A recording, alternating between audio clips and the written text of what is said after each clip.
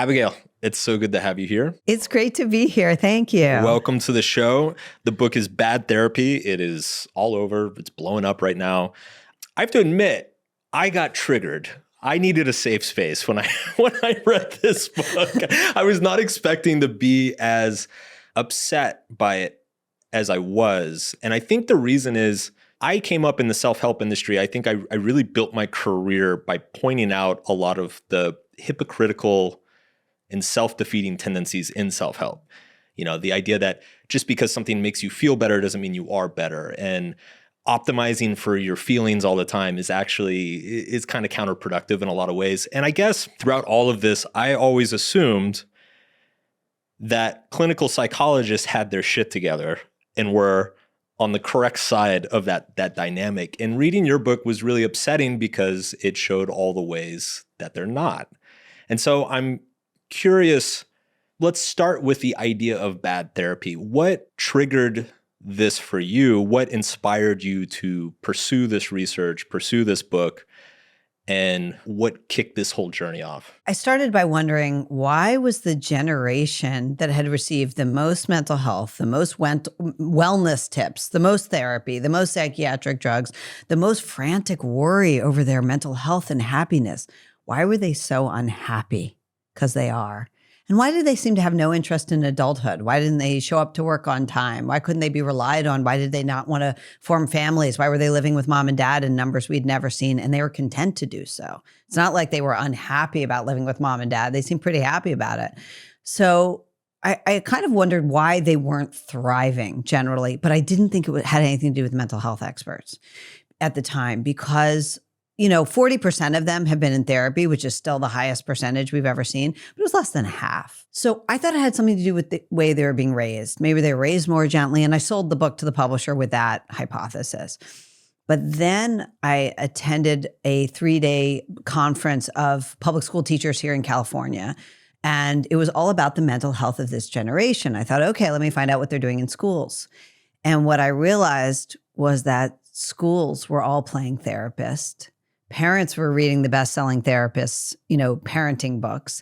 And I started listening to the way they talked. And they never say they're shy. They say they have anxiety or social phobia. They never say they're sad. They say they're depressed or they have depression.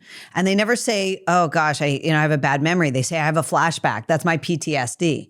So I realized this was a generation flooded with what I call bad therapy. They are swimming in the language of psychopathology, and it's making them sick. The education piece, it's funny because the book kind of starts with a more focus on therapy itself. And as I read it, I was like, okay, I get this. I mean, there are bad therapists out there. Like I run into plenty of them, but there are also really good therapists out there.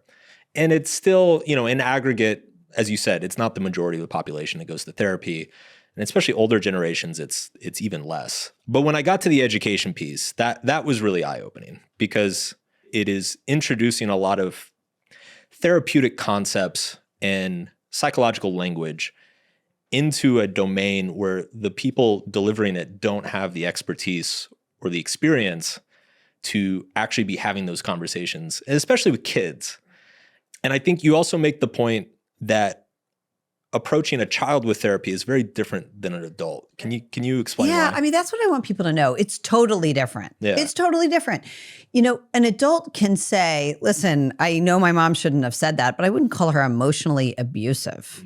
An adult can say, look, I had a bad experience in middle school, but I don't think I have PTSD. And an adult can say, look, I've been with you for 2 years. I'm just as depressed. I'm sorry. I don't think this is working. A child can't say any of that. And a teenager can't say any of that, especially if she's angry with mom anyway, right? She's not going to say, I wouldn't call my parents toxic. That seems over the line. And so it's a totally different experience to put a young person in therapy because they can't work with a therapist to do the hard work of therapy at its best, right? They can't push back. And that's because they don't have a frame of reference or? Yeah, they don't have any life experience. They have no basis for saying, listen, that's not emotionally abusive of my mom, okay? She took away my phone because she thought I was overusing it. I don't think it's fair. I mean, what 14-year-old's going to say that, right? No, they're going to lean in. They're going to lean into that pain. They're going to lean into the idea they may have PTSD. It's natural to do so. You need to sort of be a grown-up to say, look, I have responsibility here too. It's very hard for a teenager because, first of all, they are struggling. A lot of them are in distress. A lot of them do have angst. We all did. And what they don't know, this is the most important thing, they don't know it's normal. They don't know it's normal. They don't know they can get through it. They don't know that every generation has. So if they're sitting with someone who is getting paid regularly by their parents to encourage the idea, or at least talk to them 1 week, 1 day a week about their anxiety, gosh, that's better than sitting with a bipolar patient, a schizophrenic patient, or anyone who might be violent in your session but desperately needs your help. How would you define bad therapy, and how does it differ from good therapy? Right. So bad therapy is anything that introduces new symptoms or makes existing symptoms worse. And there's a whole body of really good research on the harms of therapy, which doesn't mean all therapy is bad. Every good intervention also comes with harms. We know this from x-rays to Tylenol. They can offer to surgeries. They all can introduce a harm. So the question is, do you really need it? And when they've done research, and they do that, with a control group and actually rigorous research, they have found that people who burn victims, first responders to catastrophe, breast cancer survivors, people dealing with normal bereavement have all left therapy feeling worse. Because sitting around once a week talking about your pain can make you feel worse. And the problem is we're doing this to school children every day. In school, their parents, their teachers, everyone is saying, how does that make you feel? How do you feel? Think about your feelings. Dwell on your bad feelings. And here's the thing. People might say, oh, well, they're asking about their feelings. It doesn't have to be negative. They could be asking about good feelings. Okay, that's true, but that's not how it works. Why? Because if you're going to have something like social emotional learning in school, where the whole point supposedly is to teach emotional regulation, well, if you talk about a time when you were happy, there's nothing to teach. Right. So the whole conversation gets going when they say, okay, let's talk now about a time you failed, were left out, were rejected, were disappointed, or had your feelings hurt. Now we're talking. Now we got something to talk about. So it leads them towards the negative. Right. Always the negative. And there's a subtle form of social validation, right? So it's like if a kid comes in and notices every time they say, I'm happy, I feel good, they get no attention. Right. But every time they come in and say, well, I'm really upset because, Susie was mean to me yesterday. Right. That gets them tons of attention. Well, guess what? Now they're like looking for things to be upset about and to come in and talk about. Exactly. And what would be better for kids than sitting around and talking about their pain before a math test? And here's the thing. It doesn't help with math. Anything. They could literally be picking up trash around the school, paint the gym, dancing is really good apparently for dealing with mild to moderate depression, better than, psychotherapy or antidepressants. So literally anything we had them do that had an outward focus would be better than sitting around and talking about their pain. But that's what we're inviting them to do all day long. My frustration with a lot of this too is that I think arguably the most important thing school teaches you is to still take the math test when you feel sad. Yes. Or still study for a big project when, you got dumped and your heart's broken, right? It's like that's where the resilience comes from. So if you keep interrupting the academic pursuits to accommodate the emotional issues as they happen, then you're robbing the kids of the chance of actually developing a sense of resilience. That's exactly right. And one of the great things about being an adult is that we can pick and choose which emotions to lean into, right? We develop this strength if we go through heartache in life and we say, okay, I'm not going to let that derail me now. I'm just not going to. We can make that decision, right? Because we've been through hard things before. But a kid who's being told over and over, no, every bit of pain is important, we need to examine it, they're not going to have the ability, and they don't, to put some of it behind them or to one side so they can get some other things done that might make them feel better long term. And I think that's what we're seeing. We're seeing the most fragile generation, and it's because we made them that way. So explain to me, what is socio-emotional learning? Because I wasn't familiar with this topic before the book. So social emotional learning is the giant project that's supposed to help kids with their mental health. We've had it in schools for at least 15 years now. It's in almost every public school. And the idea is that it's going to teach kids things like emotional regulation and resilience.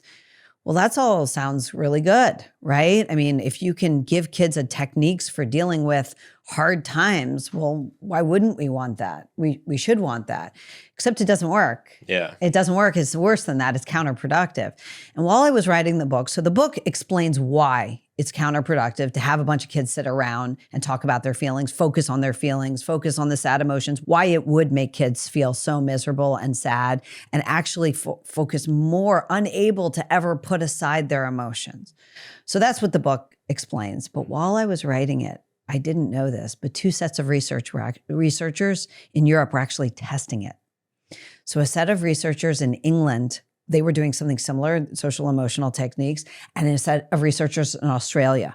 And they actually had control groups. And they sent some of the kids through these programs, wellness techniques, anti-bullying, social emotional regulation techniques. And they had control groups. And in both sets of studies, the kids who went through the program ended up sadder, more anxious, more depressed, and more alienated from mom and dad. And you might say, well, why would they be more alienated from their parents? Well, they're kids. So if you're going to sit around talking about their emotional injury, well, whose fault is that? Whose job is it to keep them safe in some sense? So the criticism of the parents is just built in. So when I was doing research on SEL, I came across their website where they cite a 2011 meta-analysis. They claim that all these benefits, over 700 studies, 10% decrease in emotional distress, 9% decrease in conduct problems, 9% improvement in attitude and classroom behavior, 11% improvement in test scores.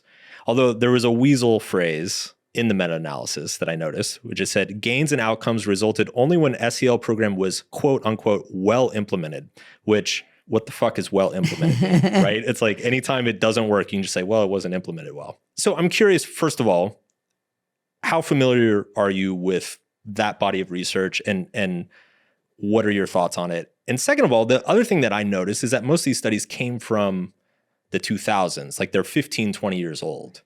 And so part of me also wondered, with smartphones and social media and all that stuff, like maybe it's different. So a few things. First of all, there's brand new research, even out of America, showing that these things are counterproductive, and it's going along, that it's either ineffective or making kids sadder.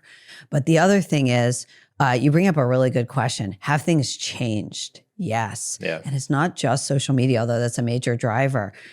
The amount of feelings focus on this generation is so intense. These kids are never outside of their own heads. That's why they think they need a mental health day off, right? These are not combat vets. These are kids raised in Brentwood who need a mental health day off of school or work. So I think that the context does matter, and that we've never had a generation more focused on its feelings, and frankly, not one more tyrannized by their feelings. And they really are. So yeah, I don't think there's been any good research to showing the improvement. By the way, if you interview teachers today, they will tell you the kids are so dysregulated who have been through these programs. We've never seen this level of dysregulation. Teachers are quitting. Why? Kids are throwing tantrums in high school, in middle school. And they're just truly emotionally out of control in a way that we haven't seen. So I think it's hard to argue that they've been helped. I mean, I argue that they're counterproductive, but I think they clearly haven't helped for sure. Yeah. It's funny. This paradox is something that we have come back to on the podcast multiple times with multiple guests of there has never been a moment in history with as much mental health information and intervention. And there has never been worse mental health since we began recording these sorts of things. Clearly, something's not working. And yeah, the medicine might be part of the poison. I mean, I think so. I mean, think of it this way. It's not that I don't respect the mind. It's the opposite. The mind is so strong, it can convince you of almost anything. The suggestion that you might be ill, that you might have anxiety that's debilitating, that you have trauma is so strong, and you will begin to manifest if you believe you have those things. See, if you think you're shy, you can overcome that. But if you think you have social phobia, now you need a pill. That's why it's such a big deal to start going down the, mental health pipeline, because now you don't have agency. You can't do it on your own if you buy that. There's an amazing new study out by this, I think, British researcher. I don't know if she's British or American, but I believe British, named Kathy Whiteham, who's just amazing. I've never met her, but she does these incredible prospective, very rigorous studies. And she often looks at childhood trauma, traumatic events that affect kids. And her most recent study that came out in the last couple of months showed that she had taken kids where she verified the traumatic event. So it was real. It wasn't just a misremembered event. And then followed them 15, 20 years later and sent in blind researchers, meaning researchers who didn't know which camp they fell into. And what she found was that some of the adults had made the potentially traumatic incident a major part of their narrative. And those were the adults who were suffering in adulthood. And the ones who had decided whatever they went through wasn't a big deal, they didn't build a narrative of their life around it, and in fact were dismissive of it, they were thriving. They had gone through the same kinds of things in childhood. But it's really important, if we are going to attribute a lot of importance to a hard time, we're likely to make it worse for us. And that's what we're doing to kids today. Yeah. We're telling them everything they went through that's hard could be with them forever, could imprint their bodies with trauma. I still feel like the research around post-traumatic growth is just way, way under broadcast, and I don't understand why. Actually, there's a great author, I should try to get him on the show, who's done a lot of the research around this. But it's actually, if you experience a traumatic event, I think you're 6 times more likely to actually later attribute that event to being a growth-related event than like a PTSD-related event. Left alone. Yes. Left alone. If you have a therapist come in and tell you you've been traumatized, no. Yeah. Then you're going to say, oh, I've been injured. But that's right. That's the lie that gets told. That's so upsetting. We're telling kids that they aren't resilient, that their trauma is so important, we all have to address it. No, actually, the story of human beings, of humanity, is loss, right? Privation, suffering, and resilience, overcoming it. And if you talk to anybody who's old, right? Talk to anybody in their 80s. Yeah. God, they went through a lot. Yeah. And most of them overcame it and actually thought it made them stronger.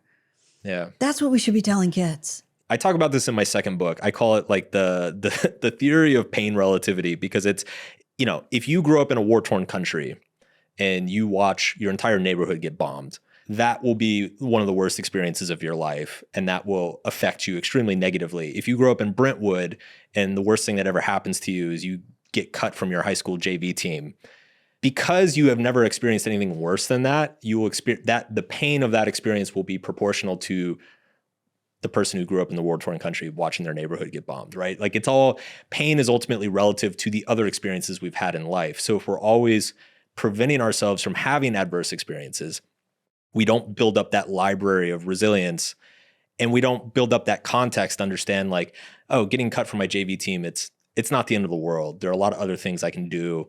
I've bounced back from other things before. There's not like an objective metric of what is traumatic and what's not. Right. And if someone suggests to you, either the culture or a school counselor, that you've had trauma, you won't get over it. It will be like you lived through something significant. There's a little bit of like a Barnum effect where, you read a horoscope and it's like you're going to feel lots of passion this week. And you're like, oh my God, I am feeling passionate this week. Right. Like we have a tendency to just adapt our experiences to whatever we read or hear about us. I had Lori Gottlieb on, and she was describing this as like, anytime you get a headache and Google, headache in back of your head, you're like, oh my God, I have cancer. Oh my God, I have this. Oh, I have this. Like every symptom that you see online, you like immediately convince yourself you have that disease. And that works with mental health as well, right? It's like if I'm feeling anxious in this kind of awkward social situation, well, let me Google that. Oh my God, I've got this. I've got a phobia. I've got anxiety. I've got a disorder, Well, what if you talk to your shrink about it once a week? Yeah, that too. I mean, let's go back to that relationship you had in the 7th grade. How did it feel when you were dumped? You know, I mean, that's what they're doing. Yeah. In the culture and literally in their offices. And I think parents are effectively reinforcing it by being way, way over solicitous and focused on kids' feelings. Yeah. And you know what? I'm not saying ignore a kid's feelings. You know, you deal with a kid who's suffering.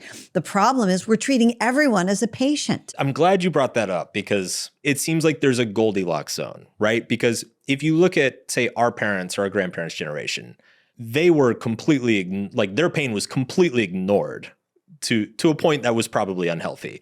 Now we've got a generation that their pain is indulged to a point that it's unhealthy. So it's like ignoring the pain. You know, it's like pretending the trauma never happened or pretending that that horrible event in your childhood never happened. That's not healthy. But also dwelling in it, creating personal stories around it, building your identity around it, validating it constantly. That's also not healthy. So it's like, it's this tricky tightrope walk. That's right. Of like acknowledging that the pain exists, but not allowing yourself to be defined by it. That's right. And there's no balance today. That's the problem, is that there's no balance. We've overcorrected. Way over. I mean, think about it this way. You haven't heard, no one has heard the phrase, you'll live in a generation. No one says that. It's not that. The problem isn't that everyone doesn't say it, is that literally they will never hear you'll live. Yeah. They don't know sticks and stones. They can't complete the sentence, right? They don't. No one is telling them you'll live. You'll live. You're fine. No one. And so they believe they're sitting around crying over paper cuts. And by the way, this is hypochondriasis or being a hypochondriac, right? I interviewed the world expert on this, Arthur Barsky of Harvard Medical School. And I asked him, like, what is what they now call illness, anxiety disorder, or somatic symptom disorder? But what is being a hypochondriac? And he said, it's not people faking it. It's people applying hyper focus to the normal pains we all feel and magnifying them. And then if you make it an organizing principle of your life, you'll never get over it, right? And that's what they're doing with their emotional lives. They are absolutely having mom call their boss because of something said to them at work. Their emotional pain is always front and center. It's always magnified. It's been magnified by their parents since they were little. And now they show up at work and all they are is feeling pain all day long. And unfortunately, that means they also can't get through a normal day. And the way that we're used to seeing generations, just show up on time. Just do the job. Just take feedback, right? If one of my employees' moms called me, I would fire him so fucking quick. It's happening. It's happening. Everyone has told me these stories. I'll tell you something else. I had a physician friend tell me the other day. He said, I loved your book and I want you to know something. He said, they're doing it to physicians now too. They're constantly giving us surveys about physician burnout. He's like, if you don't tell residents all the time about physician burnout, they'll do fine, most of them. But because they're obsessing over physician burnout, now you've got a lot more people thinking they're burned out. Every day they come in and they don't feel 100%. They're like, oh, is this burnout? Right. Maybe I'm burned out. Right, maybe exactly. I should slow down.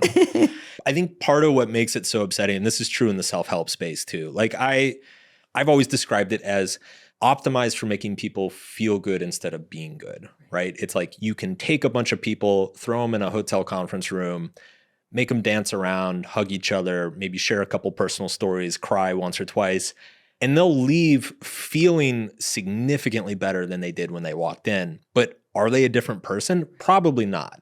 Most of them are probably going to go home and revert back to the exact same behaviors, keep the same identity, tell themselves the same stories about themselves.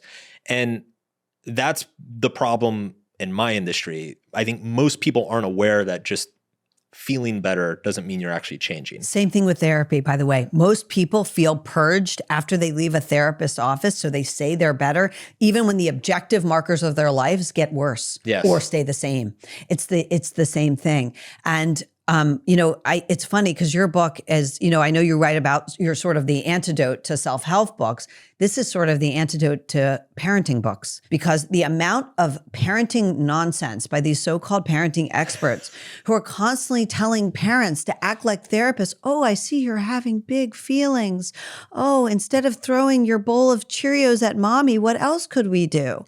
It's all this, they're aping this therapeutic language. They're pretending to be amateur therapists. So first of all, it's very phony. It's very time intensive, but it's also very artificial, right? It's making parents crazy. They're like, oh, shoot, I got to go back to page 194 to find out what to do next. He just smacked me across the face. And we've done a few bad things for these kids. So kids need authority. They actually need it. I know no one in our generation wants to assert authority because they're afraid for some reason, or they feel like it's bad, right? It feels like Principal Rooney. I don't want to be like him. I want to be the cool friend dad. But kids need authority. They need someone in charge. And when they don't have someone in charge, they really feel scared. I mean, I think they could go into a kind of panic, like I'm in charge here and I'm 3 or I'm 5, yeah. right? And my mom's crying. I just hit her again. Like there's no consequences. No one even uses the word no. And they show up at school. And the first thing the teacher says is your child has ADHD. You should take him for, diagnosis and medication. Because the kid can't control himself. But the other thing we're doing that's so bad is we treat every child as totally unique and separable from the world. And I tell the story in my book about I sat on a plane behind, this is so classic in American families, so 2 parents and 2 kids, and this girl starts to scream. And I mean scream, like this was ear piercing. I guess her sister had pinched her or something. And their father, who's a very gentle man, is like, sweetie, what's wrong? Can we talk about it? Okay. And as a soliciting her feelings, he was trying to be very empathetic to his daughter. The thing he never said, and I listened to him to, okay, well, what else might you have done? The thing he never said to her is, there are other people on this plane. We don't tell kids that they're part of a society. They're part of a community and they need to think about others.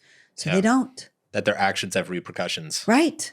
Never mentioned. So I asked a woman I interviewed who was a cross-cultural psychologist. And I said, what would like Japanese parents or, more collectivist cultures think of this? And she basically said they would think that was bananas. Yeah. Because you have to be told, no, you're part of a society. And by the way, that's really good for our, mental health. It's really good for us to know that we're not wandering alone like free radicals in the world. It was interesting. My wife and I, we read the book at the same time, and we had very different upbringings, So I had a pretty upper middle class, waspy American upbringing. My parents were pretty lax, and I was very bratty. But she said something really interesting when we were talking about the book. She said, my dad was awful, but when he said something, you knew it was true. Like if he said, be ready in 10 minutes or I'm leaving without you, you knew he was going to leave without you. Like there was zero doubt in your mind. She said, if my brother and I, we were in a restaurant and we started acting up and my dad looked at us, we immediately knew to stop. Like we knew there were consequences. There was very clear, if this, then that. Like if you behave this way, these are the consequences that are going to happen to you. And it's funny because she said, even though I can recognize that he was kind of an awful person in a lot of ways, I have a respect for him that I don't have for other people in my family because of that. Because there's like structure and like a certain honesty to it. You can depend on it. Right. Even if you don't agree with him, it's dependable. Yeah. And look, certainly I'm not saying that anyone should be cruel or unloving or anything like that to children. Of course not. God forbid, abusive or anything like that. But that's not what we're talking about. It's like, there are things that kids need, and you can be as affectionate and gentle as you want, but what they need is authority. What they need is consequences and high standards for their behavior. So however you want to deliver those things, they have to happen if you want to raise a good, sturdy adult. I thought it was an interesting juxtaposition because it's ultimately like my wife is extremely organized and dependable. And like, if she says one thing, she does it. And I wasn't that way until I was probably 25, because I didn't have structure a lot of the time and I could kind of run loose and there weren't always consequences if I didn't follow certain rules. You make the point in the book that I believe there's like I guess you call it a trichotomy, of the permissive parenting, the authoritarian parenting, and then the authoritative parenting, whereas like the permissive is anything goes, there are no consequences. Authoritarian is rigid, unaccommodating. Whereas authoritative is, it's almost like you draw the boundaries and then within those boundaries, the kid is free to kind of do whatever they want, be whoever they are. But it's like, hey, if you're not in bed by 8, this is what happens, right? And it's like you stick to that. There's no there's clear rules, there's clear guidelines, there's clear if this, then that. Yeah, and there's really sturdy research showing that's best for kids. They have lowest anxiety, lowest depression. This is the rule-bound but loving, parents. And today we don't even have permissive parents. We have something worse. Because permissive parents, this was Diana Bowden, there's very old psychological research going back to the 1960s, but it's been replicated hundreds of times. It's really good research showing that kids do best with authoritative parents. And today she was talking about permissive parents. We don't even have that. Why? Because permissive parents usually gave their kids genuine independence. What we have now is the surveillance parenting, where parents just hover. They've never given their kids any rules. They never even say no to a child. And they walk around hovering and monitoring them all the time, and then interfering or interceding with the teacher, the coach, the boss, even the second the child's unhappy, and try to smooth the way for them. So these kids are in no sense growing up. And it's really bad for kids. Why do you think that's happening? It's a great question. I think a few things. I think that the trauma gurus really got to us, and they really made us think that saying no to a child, yelling at a child, punishing a child could traumatize the child and leave a permanent mark. Now, by the way, it was never true. Even with truly traumatic incidents, the majority of kids will absolutely be resilient. Majority of us adults are resilient. But instead, they made us frantic that if someone teased our child, that could leave a lasting mark. And you hear parenting experts ape this all the time. They're reciting this. It's not true. The best research shows on resilience shows it's not true. Kids overcome, and most kids will leave no mark if they're made fun of in middle school. Now, you might say, well, things are a little different today with social media, and I agree. Right. Because I don't think we're evolutionary built to have 1 million people humiliate us. Totally. That's different. That's really different. That's like sending a kid to a knife fight, I think. But teased in middle school, sitting next to an obnoxious kid, dealing with a teacher who's really strict, who you don't get along with, that you got to learn to do. Yeah. And this is one thing that Jonathan Haidt's talking about with his new book, is that we are overprotective in the real world and underprotective in the digital world, right? So you let your kid get on TikTok and look at whatever they want and have anything posted about them that they want. But God forbid they go down the street for an afternoon without, checking in every hour or play with the neighborhood kids unsupervised. Right. And the thing is about the smartphones, we've known they were bad for at least 8 years now, right? You try to take away an iPad from a kid or a phone from a kid and they shriek. Yeah. They act like addicts. So parents were aware of this. They didn't do anything about it. And I think part of the reason they didn't was because they were afraid to assert their own authority. They were really afraid. They were told by mental health experts that this could inflict trauma if you separate them from their social world. So they were afraid to ever say no. I think there's also a little bit of like a threat inflation. There's a lot of really interesting data. Like people have less trust and more anxiety about their communities than ever before, even though, crime rates are all-time lows. And I mean, there's never been a time where you're less likely to die, get hit by a drunk driver or be kidnapped by a sexual predator. Yet I think maybe because of social media or just the news media in general, like there's the perception of how dangerous the world seems to be at an all-time high.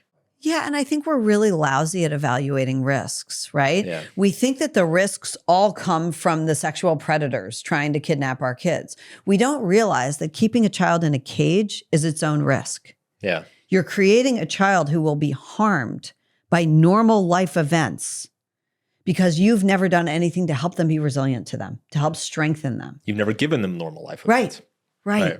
So it's not that child predators don't pose a risk. And by the way, most of the child predators are probably on TikTok. So that's true too. So it's self-defeating in both ways. That's true too.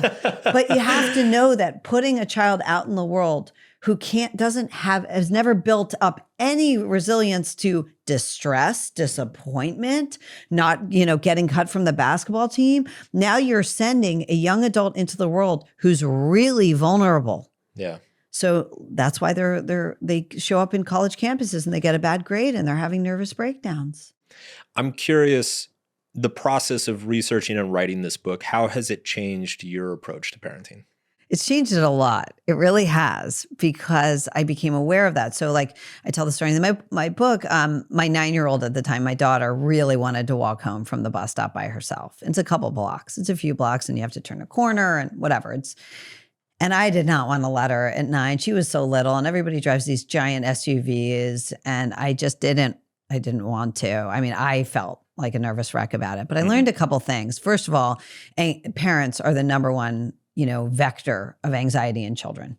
So I realized that if I could easily pass on my anxiety about it to her. But there's something else too. I learned from talking to all these parents, and I interviewed a lot of them, that when they stopped their children from doing risky behaviors that they could do when they were young, by the time they were older, they didn't even want to leave the house. So there were 12-year-olds who had never been allowed to walk around the neighborhood by themselves who didn't want to be dislodged from the couch. So that was its own risk.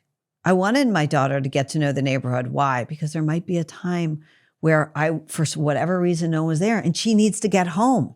So I have to give her the strength to have a sense of the environment. There's a sense of the neighborhood. So she isn't like a babe in the woods the second she's in the wrong block and has no idea where she is. Is there any anxiety around being judged by other parents?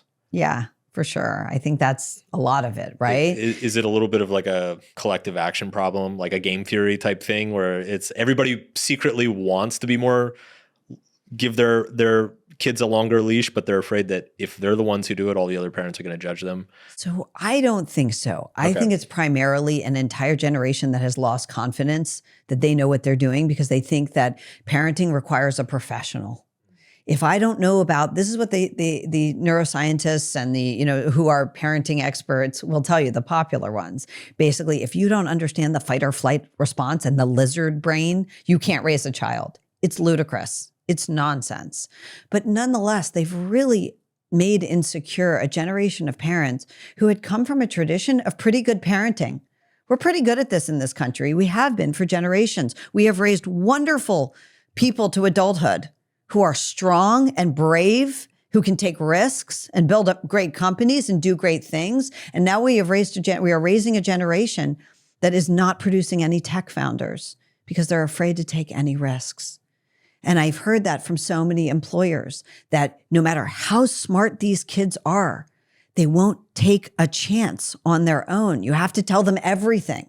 Even though they have great grounding in whatever it is, the sciences or whatever it is, they have all the knowledge they need. They're afraid to do for themselves. It's just from personal experience. I would say the level of talent in Gen Z is the highest I've seen, and the level of execution is the lowest I've seen. I mean, it's just, my experience has just been finding these like incredibly smart, brilliant, interesting 22 to 25-year-olds who don't get things done.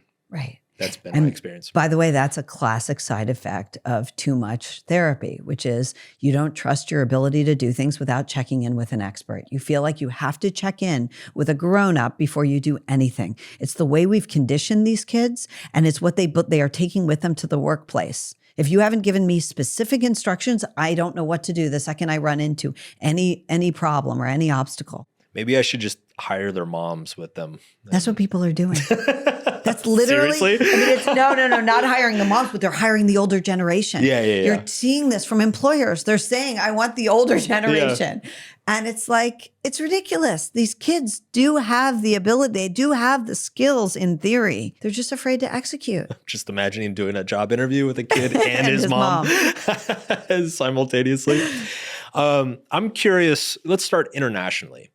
Is this an Anglo thing? Is it a North American thing? Is it a Western culture thing? It's a Western thing. It's a Western thing. Yeah. And people who come to our country from other cultures have a lot more sense about child rearing, and they're generally horrified by what they're seeing in American parents. And they say the same thing. Because I love talking to immigrants. First of all, because they'll tell you the truth. Yes. They're not so afraid to say the truth the way Americans are. And they will tell you these parents have no authority. And by the way, if you interview immigrants, and it almost doesn't matter where they're from, they generally have much more orderly children who are genuinely much more respectful of adults and their parents. And that's where we used to be in this country. And we desperately need to get back to that because look, a child who's never learned to show respect for his parents will then be a child who never shows respect for his teacher and never shows respect for a boss. And I think that's what we're seeing. I found it interesting when I was doing research for this episode. I tried to look up mental health interventions by race in the United States. First of all, extremely difficult data to find for whatever reason. And then when you do find it, what you find is that white people have way more mental health issues than other races. But the explanation was funny because the researchers that I found, at least, they were like, well, it's because minorities don't feel comfortable They're all repressed. Seeking help, right? They're nice? disadvantaged. Right. I'm sitting there, I'm like, wait a second. Like, I know that self-flattering bit of nonsense. Yeah. I'll tell you, when they actually call this the Latino immigrant paradox in the psychological literature. It's a paradox that Latinos who come to this country from lower socioeconomic backgrounds do so much better in terms of anxiety and depression and mental health. Mental health outcomes. That's not a paradox. They're giving them better lives. Yeah. They're giving them authority. They're giving them community. They're making them help out with chores and contribute so they feel they matter. They're giving them all the things that we should be giving them. That's not a paradox. Yeah. It's something to celebrate and admire, but it's not a paradox. Yeah.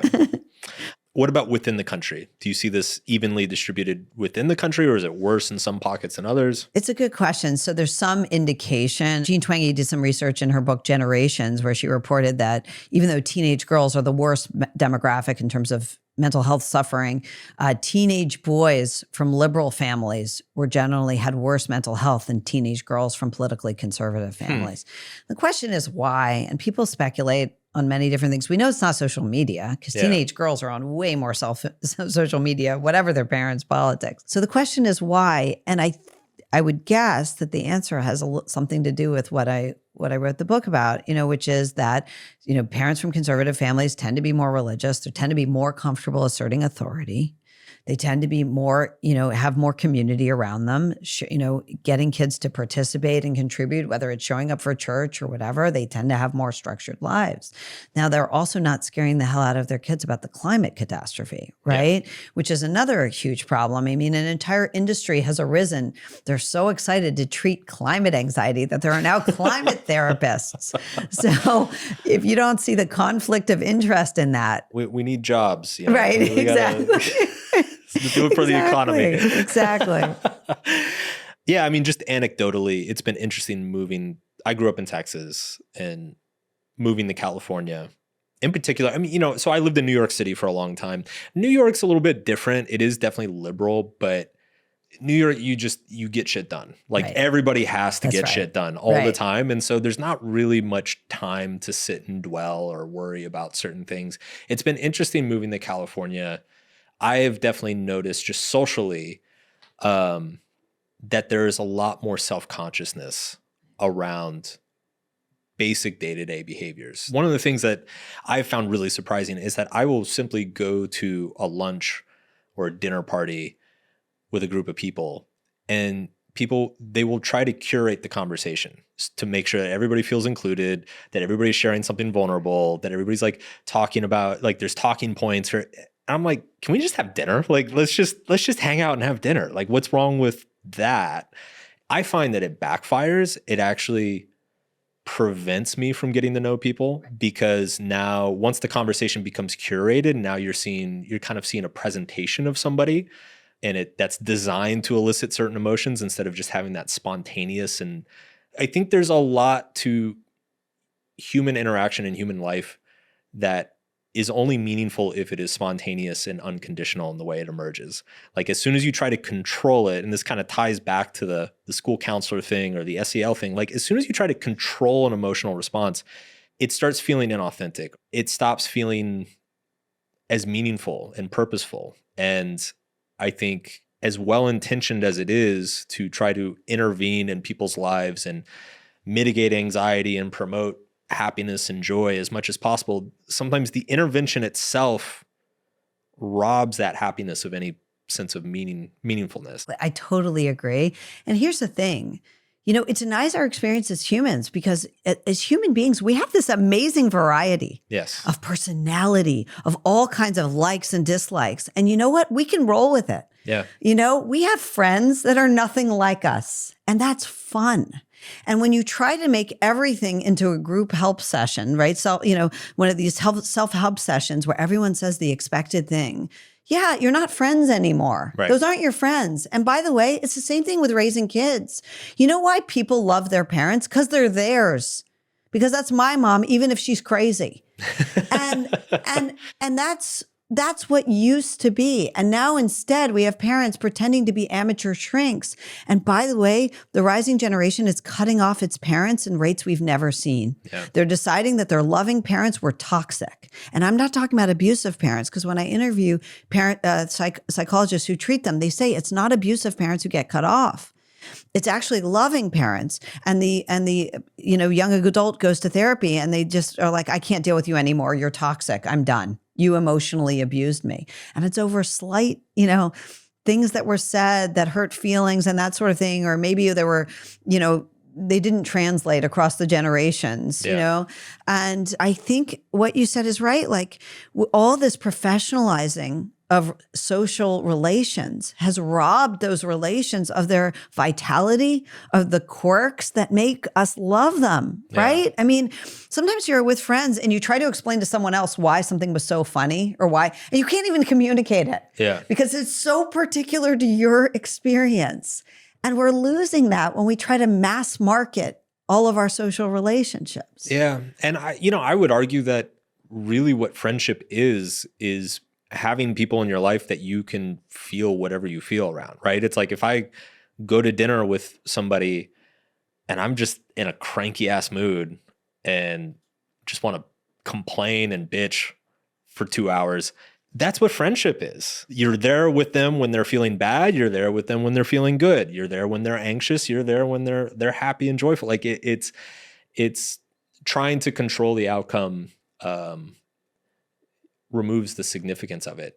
It's a weird place. I do think people have such good intentions around it, both in the psychological world, the self-help world, the therapeutic world. Like I do think all these people think they're doing a good thing. I definitely see it in my industry. I think, the straight up like fraud and charlatan, it's the minority. It's right. 9 times out of 10, it's somebody who actually thinks they're doing a lot of good and that they're helping a lot of people. They're just not looking at the second or third order effects. For sure. But I think that their role got way too big in our society. I mean, what made therapists are always giving advice like, now you should say, I'm setting a boundary. Well, if you're in an argument with your spouse and you hear, I'm setting a boundary, now the therapist is standing there between you and your spouse, right? I mean, what a bizarre thing to say to someone else, right? Now you're not even relating as human beings, right? Yeah. Or as friends or as lovers or whatever it is. Are they well-meaning? Yes, but what makes them friendship experts? Do they have good friendships? I don't know. And you see the ones who are parenting experts who have either never raised children or we don't see their children the product of their great advice. It all sounds good. It sounds intuitively like getting on your knees to a child and saying, I see that you're very angry. Can we talk about that? That sounds like something so compassionate and nice. Unfortunately, it's not what a kid needs. No, that's what you would say to an adult who knows how to process their anger and look at it objectively and understand if it's merited or not. A child that has none of those perspectives. The child is just anger. Right. And also a child wants someone who's with their mom, not a professional or their mom, like a professional inhabiting their mother's body, right? Like they want their mom. Isn't what we all want, right? You want your husband, not someone who's like, I'm setting a boundary, it makes our relationships, which we love, so awkward and artificial and professional. And I just don't see a lot of that as moving the ball forward. It's ironic. I guess that's another kind of facet of this paradox that relationship advice is at an all-time high, is more well-known than ever before. Right. There's more books on it than ever before, yet people are lonelier, have fewer friends, are getting married less, having children less, keeping in touch with their parents less. They're more socially isolated than they've ever been. Yeah, it's sort of like junior high in a way. Like in junior high, all the boys like the same girl, right? Because they're like pretty sure they all want the same, the blonde girl, whatever it is. And then you grow up and you're like, actually, I want something different for me. And we're almost going back to this idea of the therapist approved friendship, the mental health approved way to be with people. You know what the truth is? We love people who are really wacky. and they're just dear to us. And that's okay. Because you know what? We're pretty wacky too. Yeah. And we lost sight of that somewhere along the line, that you can be however you want with your kids, as long as you're not abusive, of course, or anything like that. But, we all have different ways. I had this, I'll give you an example. My dad, who I've always been very, very close to, he used to call me ugly. Now, he wouldn't call me ugly in an insulting way. He would wake me up and be like, come on, ugly, let's go. And it was always with a smile. Yeah. And as I got to adulthood, I was like, God, I'm glad I never told a therapist that, because it was kind of our joke. It was just our joke. I know that my dad thought I was beautiful. I never doubted that. He made me more secure in how I looked than anyone, but he always said with a smile, hey, ugly. And it always made me laugh. Like no matter how angry I was or upset I was, it made me laugh. Now, if I tried to explain to someone else why that was okay, it's hard to do. I don't know why it was okay. It worked with his sense of humor and mine. It just worked. What right does anybody have to tell you that that's okay, not okay? Right. Yeah. Right. So what are we supposed to do? What can parents do first? Let's start there. So I think parents need to stop obsessing over their kids' happiness and start focusing on making their kids strong. And we're not spending any time on that.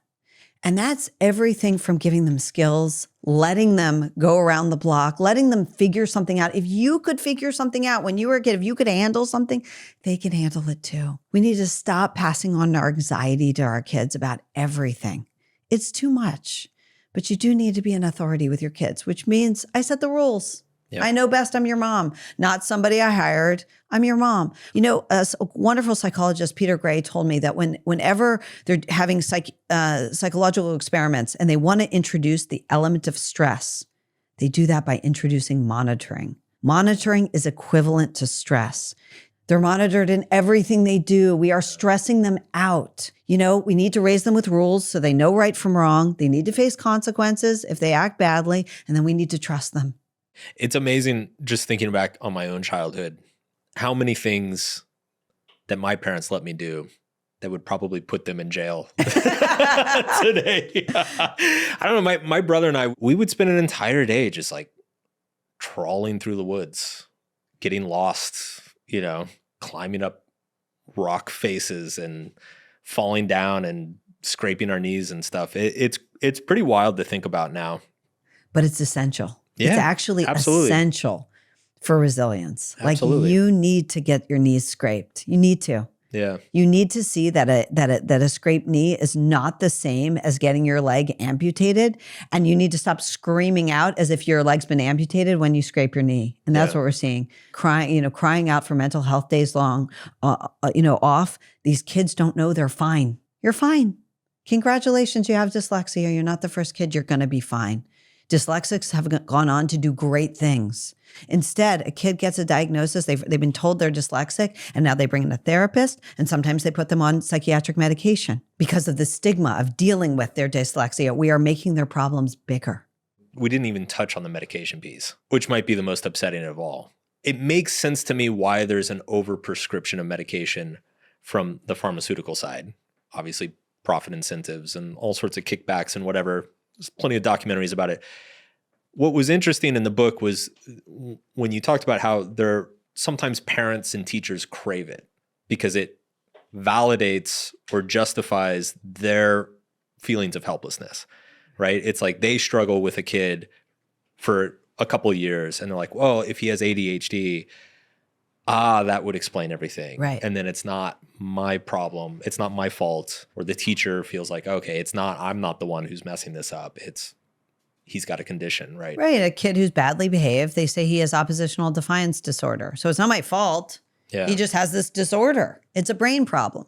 The problem is not only is it mostly not true in a lot of the cases of diagnosis, But when you give a child a diagnosis, a mental health diagnosis, it comes with a common side effect is demoralization. The person feels they don't have agency anymore. They feel limited by the diagnosis. Now, of course, if you have to give a kid a diagnosis because they really need it, then you have to, and it's worth the risk. You don't not diagnose a kid with anorexia if she has it, right? But the problem is, we're doing that immediately. The first time a kid doesn't want to sit down for the letter E in kindergarten, he has ADHD. We're learning about the two sounds made by the letter E. Everyone sit down. And the boy doesn't want to, and now he has ADHD. I guess it's the default that needs to change. I mean, start by removing stuff in his environment that might be making it hard for him to sit down, like the tech. You hand a kid an iPad in the morning, he's not going to find anything interesting in school. And that's the problem. We're going straight to mental health diagnosis and we give him a pill and we're like, oh, great. Now he's bolted to his seat because of the pill, with no sense that we're really changing a child in a huge way. And we're divesting him of the resources of saying, you know what? I used to be a bad student, but then I buckled down and I became a great one. It's funny. I got diagnosed with ADHD when I was about 15. Funny, there was this whole wave of ADHD diagnoses in the late 90s, early 2000s. And then I feel like it kind of went away for a while and now it's like back. Like now it's a huge topic again. I don't know if it's the social media or what, but I remember it was very much kind of that dynamic that you describe in the book. I was always a mediocre student. My teachers were always frustrated with me. Parents were always frustrated with me. And the ADHD diagnosis was like, that explains everything. Like we're all absolved of, dealing with Mark's bullshit. And I took medication for about a year. I was actually very, very fortunate in that I had a teacher who pulled me aside after about a year and basically talked me into coming off of it, because he was like, look, assuming you actually do have it, which I think as an adult now, I think I do. He said, assuming you do have it, you're going to have to deal with this for the rest of your life. So you might as well learn how to deal with it now when the stakes are low. And besides, it's definitely changing your personality and you're young enough that it's probably altering your brain chemistry. Like it's probably not great that you're taking all these medications as a 15, 16-year-old. I started feeling depressed as a side effect and I came off of it. And yeah, it was really hard for a couple of years. And I think by the time I was like 19 or 20, I kind of figured out how to manage it. Like, oh, this is how my brain works. If I do these few things when I go to class, or this helps me get through my homework or whatever, like I can manage it now. But again, coming back to the point of like letting the kids fail and learn, I had to give myself space to develop the tools and reactions to the condition to actually get to a place where I can function really well with it. Right. I mean, how many successful adults had something like ADHD as kids? So many. Yes. I mean, we could sit and just list them, right? I'm actually surprised these days when I meet an insanely successful person who doesn't have some sort of diagnosis in their history. Like almost all of them do. I mean, it's like, obviously like it probably surprises no one that I'm fairly high anxiety. Yeah. But you know what? It also is incredibly motivating. Yes. I mean, gosh, I'm perfectionistic. No one's going to beat themselves up. I mean, any book I come out with is watertight because no one's going to beat themselves up more if they get something wrong. Right? Yeah. And I'm not medicated for it.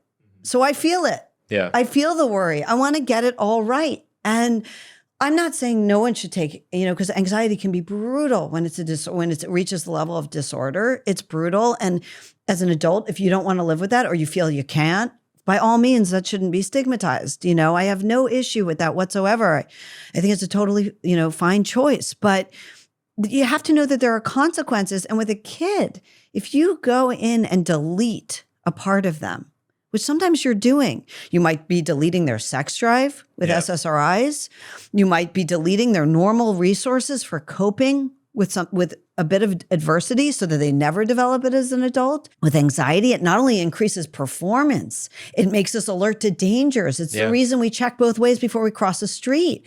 Don't get in there and delete that unless you have to. Yeah, I think people forget that a lot of this stuff is adaptive. Right. In a certain way. Yeah. I actually wrote an article ages ago, like 10 years ago. I don't even remember what it's called. It's called like the benefits of being slightly crazy or something like that. But anyway, I came across this idea. There's this idea in evolutionary psychology called emotionally stable systems.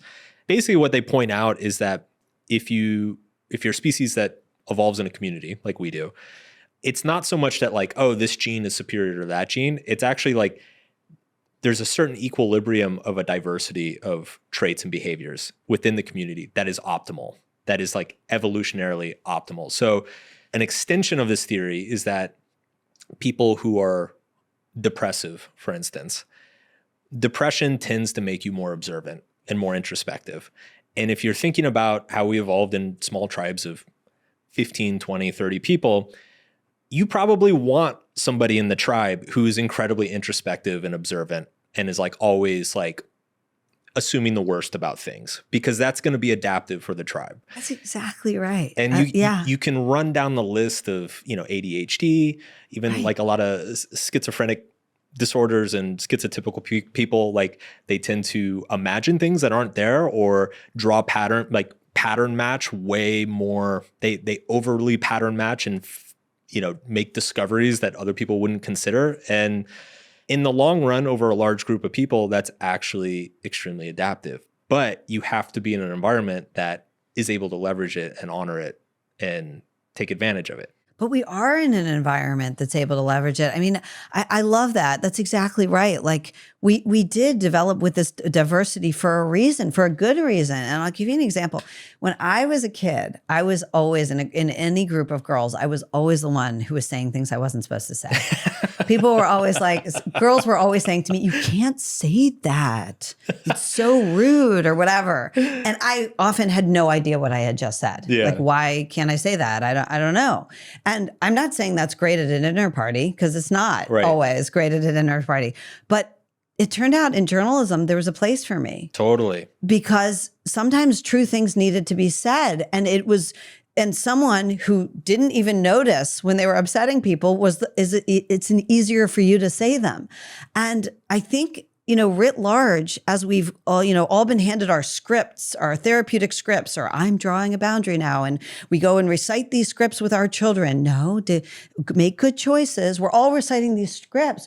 We forgot that it's actually exactly what you said, this amazing diversity that's adaptive. Yeah. We're all trying to get along and we're all a little different, and it works. We all have, some people are higher in disagreeableness than others, and it works. Yeah. I'm a big fan of the idea that the best thing about somebody is usually also the worst thing. Like, it's like the thing that causes most of the problems in our lives is also probably our superpower. Totally. Right. And I just think that gets like neglected or overlooked. I'm curious, as being somebody who says the things that nobody's supposed to say, your last book, which was about gender dysphoria and all the transgender stuff that's been happening in the last few years, obviously you got just absolutely crucified in the popular culture and the media. I'm curious, how much did that bother you? For sure, some of it. First of all, so people sometimes ask me, like, did you know you were going to get that blowback? No, most books get ignored. Yeah, I mean, true. So you have to know that, like, so many books are published a year and most of them are completely ignored. So did I know I was going to get that kind of blowback, that they were going to, you still can't find it in most libraries in America. And it's not because people they donate my book and the library refuses them in this country. So did it? Yeah, I'll tell you, obviously when it affected me personally. So the people who were unkind to my family or my kids, that hurt. But lots of people angry with me. No, I thought I was right. I don't know. I was, by the way. So I love it. Zero fucks given. You are on the right podcast. Well, thank you so much for coming on. Thank you. It was a lot of fun. Yeah. The book is Bad Therapy. Very eye-opening. Check it out. A little bit upsetting. Trigger warning, everybody. Retreat to your safe space. Thanks, Abigail. Thank you.